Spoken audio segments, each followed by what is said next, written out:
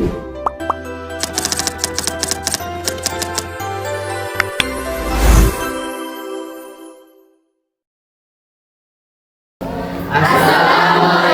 warahmatullahi wabarakatuh.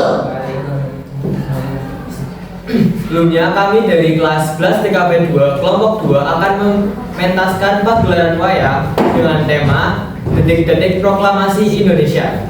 Sebelumnya saya akan memperkenalkan anggota dari saya adalah Saya Nasya Halilia, absen 25 memerankan Fatmawati. Saya Tiara Safitri, absen 33, memerankan Yusuf Kunto. Saya Nurfia Andini, absen 30, memerankan Latif Hendranita. Saya Novel Sabila, absen 27, saya memerankan Si Inggris. saya Iksan Widianto, absen 20, memerankan Insinyur Soekarno. Saya Muhammad bin Abdul Nasro, absen 23, memerankan Darwis. Saya Nindur Baningrum, absen 26, memerankan Khairul Saleh. Saya Gita Sasabila, absen 19, memerankan Kimurti. Saya Kalsabila Aranau, absen 29, memerankan Sayuti Khalid dan Sudiro. Saya Rizky Saroya, absen 28, memerankan Imam Kusuma Semani. Saya Tasya Nurhaliza, absen 32, memerankan Laksamana Medan. Saya Hana Presiden Dewi, absen 35, memerankan Sastro Suhu. Saya Najla Syamutri, absen 24, memerankan sebagai Supani. Saya Uyani, absen 34, memerankan sebagai Wikana. Saya Siti Kirani Sukmawati, absen 21, memerankan Angga Subarjo. Saya Fransa Felici, absen 36, memerankan Sultan Syahir. Saya Lutfiatul Hasanah, absen 21, memerankan Mehendia. Saya Melati, absen 22, memerankan Muhammad Hatta dan Jojo Pranoto. Selamat menyaksikan. Berita kekalahan Jepang. Pada tanggal 15 Agustus 1945, Kaisar Hirohito memerintahkan penghentian permusuhan terhadap sekutu. Setelah sebelumnya, yaitu pada tanggal 6 dan 9 Agustus 1945, sekutu menjatuhkan bom atom di kota Hiroshima dan Nagasaki. Berita tentang gencatan senjata yang dilakukan oleh Jepang ini disiarkan di radio Jepang dari Tokyo. Ternyata siaran tersebut tertangkap di Indonesia dan Sultan Syahrir mendengarnya. Apakah kalian sudah mendengar berita kekalahan Jepang? Belum, Bung. Benarkah itu? Apa yang terjadi dengan Jepang?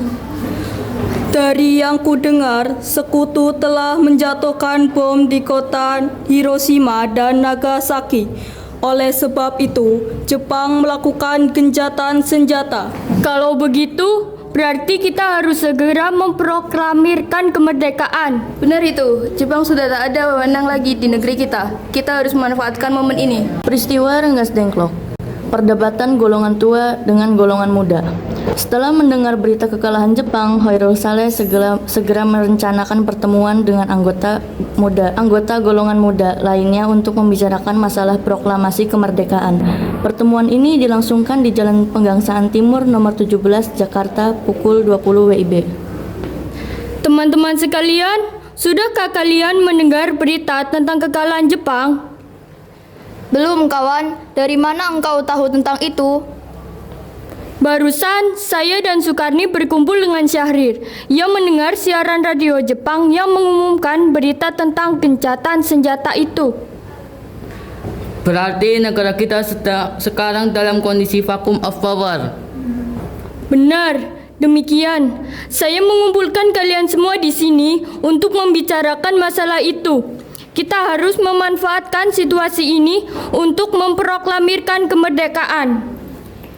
Tepat sekali. Kalau begitu, kita harus membagi tugas. Pikana dan Khairul, kalian harus pergi ke kediaman Soekarno untuk menyampaikan kabar ini. Saya dan Bung Darwis akan memerintahkan anggota pemuda lainnya untuk merebut kekuasaan dari Jepang. Kediaman Soekarno, Jalan Penggangsaan Timur nomor 56, Jakarta pukul 22.00 WIB. Terjadi perdebatan serius antara golongan pemuda dengan Soekarno. Kita harus memproklamirkan kemerdekaan sekarang, Bung. Ini batang leherku. Seretlah aku ke pojok itu sekarang dan potong leherku malam ini juga. Kamu tidak perlu menunggu hingga esok hari. Tapi ini saat yang tepat, Bung. Jepang sudah kalah oleh sekutu dan tak ada kuasa lagi di negara ini. Mengapa harus menunggu? Rakyat sudah banyak menderita akibat penjajahan ini. Jepang adalah masa yang silam. Belum lagi kita harus menghadapi Belanda yang hendak kembali berkuasa di negeri ini. Jika saudara tidak setuju, kekuatan sendiri mengapa datang pada Soekarno dan meminta untuk memproklamirkan kemerdekaan. Apakah kita harus menunggu janji Jepang untuk memerdekakan bangsa ini? Kita bisa, Bung. Kita harus bangkit dan memproklamirkan kemerdekaan sendiri. Mengapa harus menunggu janji manis itu? Jepang sendiri bahkan telah kalah dalam perang sucinya. Kekuatan segelintir ini tak akan mampu mengalahkan armada perang milik Jepang. Coba kau perhatikan padaku. Mana bukti kekuatan yang diperhitungkan itu? Apa tindakanmu untuk menyelamatkan wanita dan anak-anak jika ternyata terjadi pertumpahan darah? Bagaimana cara kita nanti untuk mempertahankan kemerdekaan? Coba bayangkan bagaimana kita akan tegak di atas kekuatan sendiri. Tapi semakin cepat kita memproklamasikan kemerdekaan, akan semakin cepat pula kita mengakhiri penderitaan rakyat yang sudah ditanggung selama ini. Inilah yang sudah ditunggu-tunggu bangsa kita, Bung. Baiklah, tapi berikan kami waktu untuk berunding sebentar. Kemudian para anggota golongan tua yang berada di kediaman Soekarno langsung membicarakan permasalahan tersebut. Bagaimana ini? Para pemuda menuntut untuk segera memproklamasikan kemerdekaan. Tapi kita tidak boleh gegabah, Bung. Kita butuh waktu untuk mempersiapkan semuanya dengan matang agar tidak terjadi sesuatu yang tidak diinginkan. Saya setuju. Menurut saya, yang terpenting sekarang adalah menghadapi sekutu yang hendak berniat kembali berkuasa di negeri ini. Selain itu, masalah kemerdekaan sebaiknya dibicarakan lagi dalam sidang PPKI 18 Agustus mendatang. Lalu bagaimana dengan pendapat golongan muda? Apakah kita abaikan saja? Ya, lagi pula mereka masih muda, pemikiran mereka terlalu pendek. Kita harus melihat ke depan, mempersiapkan dengan matang, kalau tidak bagaimana nanti jika semuanya berantakan. Baiklah, Bung, berarti kita semua sudah sepakat. Setelah selesai berunding, para golongan tua segera menemui para anggota golongan muda yang menunggu di luar ruangan. Setelah kami berunding tadi, kami memutuskan untuk tidak tergesa-gesa mengenai hal proklamasi kemerdekaan. Hal ini masih akan dibicarakan lagi dalam sidang PPKI. Penculikan Soekarno dan Muhammad Hatta oleh para pemuda. Dengan berat hati mendengar keputusan tersebut, para pemuda pun meninggalkan kediaman Soekarno. Tetapi mereka tidak putus asa. Mereka pun menyusun strategi bagaimana membujuk Soekarno dan Hatta untuk memproklamasikan kemerdekaan sesegera mungkin. Akhirnya mereka memutuskan untuk mengasingkan kedua tokoh itu ke Rengas Dengklok agar terhindar dari desakan pemuda dan pengaruh Jepang di Jakarta. Tanggal 16 Agustus 1945 pukul 04.00 WIB, kediaman Soekarno. Assalamualaikum. Waalaikumsalam. Ada apa saudara datang sebegini? Kami bermaksud untuk membawa Anda dan Soekarno untuk ikut kami menuju tempat pengasingan. Tempat pengasingan? Apa yang saudara maksudkan? Ya, kami akan membawa kalian untuk diasingkan agar terhindar dari ancaman bentrok antara rakyat dan Jepang. Baiklah, kami akan ikut. Sebaiknya Ibu Fatmawati dan anak Anda turut serta, Bung, untuk menjamin keselamatan mereka. Baiklah, saya akan mengajak mereka. Hilangnya Soekarno dan Hatta secara misterius pagi itu menimbulkan kepanikan di kalangan para pemimpin Jakarta. Peristiwa ini baru diketahui oleh Mr. Ahmad Subarjo pada pukul 08 pagi. Apakah saudara tahu keberadaan Soekarno dan Bung Hatta? Maaf, saya tidak tahu, Bung. Katakanlah kepadaku di mana mereka sekarang, dan aku akan menjamin keselamatan mereka ketika kembali ke Jakarta, dan aku akan menjamin kemerdekaan untuk kalian esok harinya. Akankah Anda bersumpah untuk itu? Kau bisa percaya padaku, nak. Baiklah, kami akan menunjukkan tempatnya di Rengas Dengklok. Mr. Subarjo memanggil salah seorang pemuda. Hei, nak, tolong antarkan kami ke Rengas Dengklok. Maaf, saya Pak. Baik, kalau begitu naiklah. Mr. Subarjo naik ke mobil beserta Wikana dan Sudiro, kemudian berangkat menuju Rengas Dengklok. Perundingan dengan Soekarno di Rengas Dengklok. Nah, jelaskan sekarang mengapa saudara sekalian membawa kami ke sini. Maafkan kelancangan kami, Bung. Ini demi keselamatan Anda. Kami ingin membicarakan masalah proklamasi kembali. Bukankah tempo hari ini sudah kami katakan kepada kalian, masalah kemerdekaan masih akan dibicarakan dalam sidang PPKI? Memang benar adanya. Tetapi kami semua berpendapat, mengapa menunggu untuk dimerdekakan oleh Jepang? Mengapa menunggu hasil sidang PPKI kalau kita bisa bergerak dengan kekuatan sendiri? PPKI itu bentukan Jepang, Bung. Kami ingin memproklamasikan kemerdekaan tanpa campur tangan dari Jepang. Pendapat itu benar, namun kita masih terlalu dini untuk memproklamasikan kemerdekaan. Selain itu, kita belum siap dan masih membutuhkan bantuan dari Jepang untuk merdeka. Bagaimana bila perkataan Jepang tentang kemerdekaan bangsa kita hanya candi manis belaka? Apa yang akan Anda lakukan? Apakah akan selamanya menunggu janji itu, Bung? Kita harus memproklamasikan kemerdekaan sekarang juga demi rakyat yang sudah bertahun-tahun terbelenggu oleh penjajahan di tanah air mereka sendiri. Mereka berhak bebas dan sekaranglah saatnya. Tenang saudara kalian, mari kita bicara semuanya dengan kepala dingin. Tidak perlu ketegangan, oke? Sudan Kosinggi membawa Soekarno dan Mohatta menjauh dari perdebatan itu. Kemudian mereka berunding. Saya mengerti perhitungan Anda berdua mengenai masalah proklamasi ini. Kita memang belum mempertimbangkan semuanya dengan matang. Tapi saya percaya kita dapat bangkit manfaatkan situasi ini. Kesempatan kita tidak akan datang dua kali. Bung, apa yang mereka katakan benar adanya dan saya mendukung mereka. Tetapi, apakah kita bisa? Akankah ini semua mungkin dilakukan? Tentu mungkin. Mungkin asal kita berusaha, tentu akan kita temukan jalan keluarnya. Lagi pula, para pemuda di Jakarta sedang menyusun strategi pertahanan untuk mencegah serangan dari Jepang ataupun sekutu yang tidak menerima proklamasi bangsa kita. Baiklah, saya setuju. Kita akan memproklamasikan kemerdekaan tanpa ada campur tangan Jepang. Pada pukul 17.30 WIB, rombongan dari Jakarta tiba di Rengas Dengklok untuk menjemput Soekarno dan Muhammad Hatta. Syukurlah kalian semua baik-baik saja. Jadi, bagaimana keputusannya? Kami setuju kemerdekaan akan dilaksanakan tanpa campur tangan Jepang. Lalu, kapan kita akan melaksanakannya? Menurut saya, bagaimana jika besok pasukan pemuda di Jakarta sudah bersiap? Jika mungkin, ya, kita akan melaksanakannya esok pagi.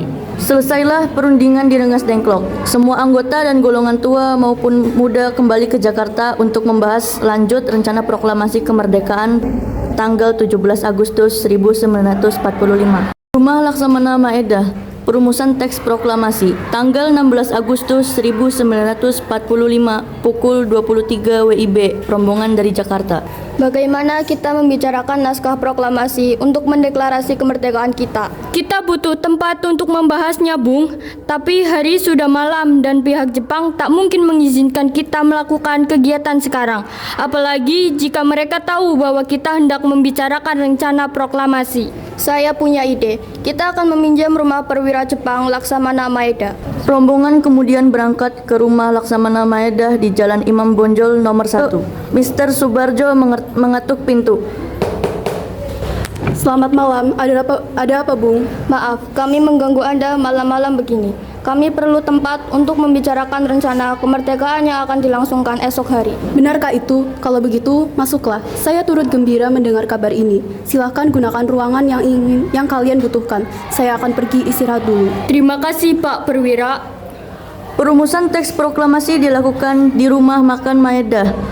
3 komponen pemuda yaitu Soekarni, Sudiro, dan BM Dia menyaksikan Soekarno, Muhammad Hatta, dan Mr. Ahmad Subarjo membahas perumusan naskah proklamasi. Acara perumusan naskah proklamasi berjalan lancar. Tidak ditemukan kesulitan untuk menemukan rumusan yang tepat. Sebagai hasil pembicaraan mereka bertiga, diperoleh rumusan yang ditulis tangan oleh Soekarno.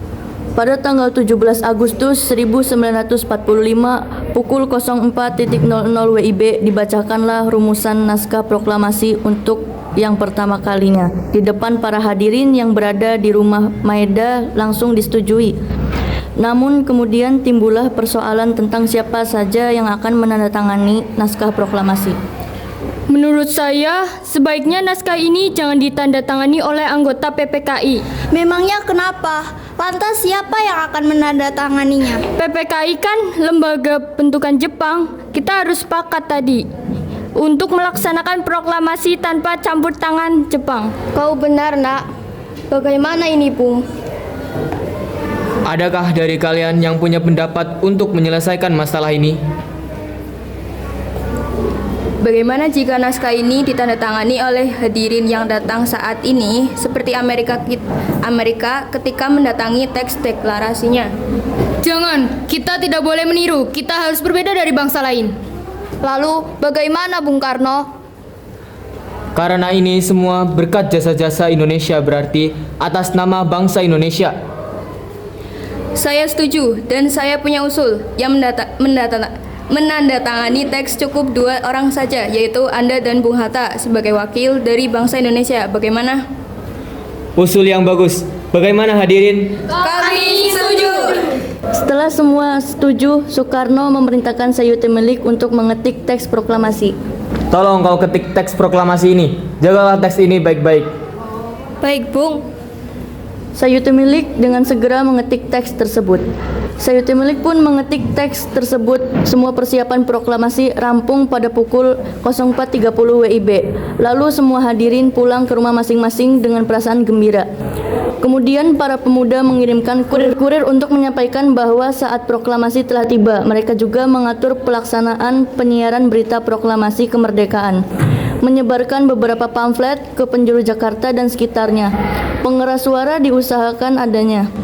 Semua dilakukan agar rakyat Indonesia dapat turut menyaksikan momen paling berharga untuk bangsa Indonesia. Pada saat yang sama, Soekarno dan Ibu Fatmawati sampai di kediaman mereka dan berbicara sejenak. Alhamdulillah, akhirnya semua berjalan dengan lancar. Terima kasih Ibu telah menemani saya di saat-saat yang cukup menguras pikiran ini. Iya, terima kasih Gusti Allah yang telah memberikan jalan pada bangsa kita untuk melakasikan kemerdekaan.